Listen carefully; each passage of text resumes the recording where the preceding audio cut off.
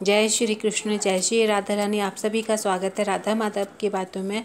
आज मैं फिर से आपको सिद्ध श्री कृष्णदास बाबा जी का एक और घटना प्रस्तुत कर रही हूँ। भरतपुर के राजा यशवंत सिंह सिद्ध बाबा के दर्शन करने के लिए गए और बोले, बाबा मेरी कुछ सेवा अंगीकार करो और मुझे धन्य करें। बाबा ने कहा, हम लोग ब्रजवासी के घर मधुकरी भिक्षा करते हैं, उनकी सेवा करो, उसी से हमारी सेवा हो जाएगी। आज्ञा पाकर राजा ने बहुत सी भू संपत्ति ब्रजवासियों को दान में दे दी, जिसके लिए आज भी ब्रजवासी उनके प्रति कृतज्ञ ज्ञापन करते हैं। इसके पश्चात वे फिर बाबा के पास गए और बोले, बाबा आप स्वयं ही कुछ अंगीकार करें तो मैं धन्य हो जाऊंगा। बाबा ने कहा, अच्छा यदि तुम्हारी ऐसी इच्छा है तो सुनो, तुम्हारी बहुत सी रानियां हैं, उनमें से जो सबसे अधिक प्रिय है उसे मेरे पास भेज दो। राजा ने कहा ठीक है बाबा। और राजा ने ऐसा ही किया। चारों ओर से पर्दे में घिरी हुई सजी धजी रानी लक्ष्मी जी बाबा के निकट आईं। बाबा उस समय निर्जन वन में भावावेश में बैठे थे। कंकण किंकण और नूपुर की मधुर धुन सुनकर ही आत्मविस्मित हो नेत्रों से रानी की ओर देखते रह गए।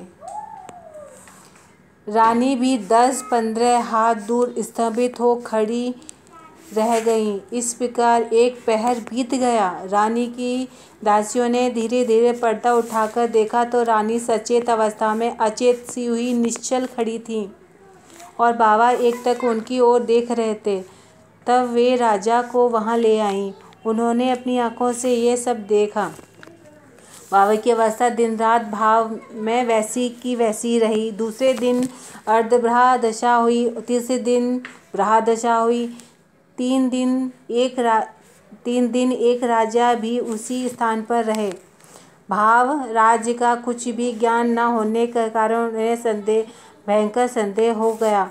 तब सिद्ध बाबा ने उन्हें अपने पास बुलाया और मस्तक पर हाथ रखकर आशीर्वाद दिया। उसी क्षण वह स्फुरित हुआ और वे समझ गए कि ये सामान्य कंकण किंकिन की धुन सुन बाबा को आत्मेश्वरी राधा रानी के कंकण किंकिन की धुनी का उद्दीपन हो गया था।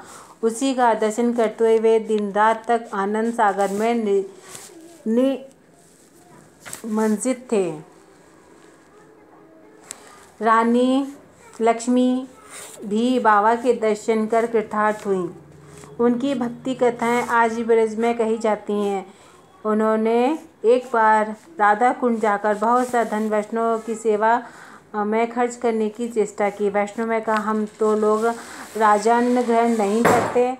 रानी रो पड़ी और अति कातर भाव से बोली, आपके चरणों में मेरी प्रार्थना है कि आप ऐसा आशीर्वाद करें जिससे मरने के पश्चात फिर राजकुल में मेरा जन्म न हो। जन्म वहाँ हो जहाँ जन्म से आप लोगों की सेवा की योग्यता और अधिकार प्राप्त हो।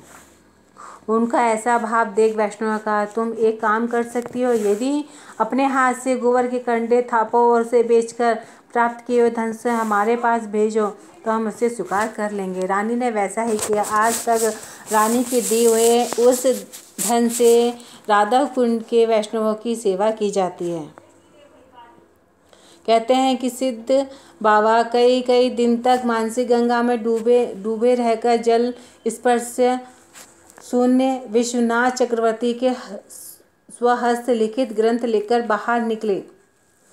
यह भी प्रसिद्ध है कि श्री विश्वनाथ चक्रवर्ती जब आवरण शून्य स्थान में बैठकर ग्रंथ लिखते थे, चारों ओर घनघोर वृष्टि होने पर भी उनकी ग्रंथ का या शरीर पर जल का एक बिंदु भी स्पर्श नहीं करता था।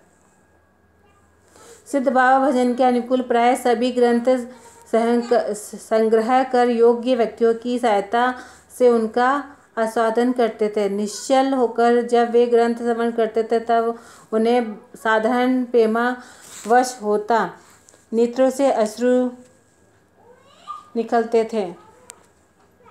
वैष्णव अश्रुओं को पहुँचते पहुँचते थक जाते थे, इतने उनके अश्रु निकलते थे। श्री ब्रजमंडल के सारे वैष्णव सिद्ध बाबा के पास जाकर भजन विषयक जिज्ञासा करते थे। बाबा निरंतर भजनावेश में रहते हुए भी उनके अनुकूल उपदेश देकर उन्हें भजन में उत्साहित करते थे। जय श्री कृष्ण, जय श्री राधा रानी।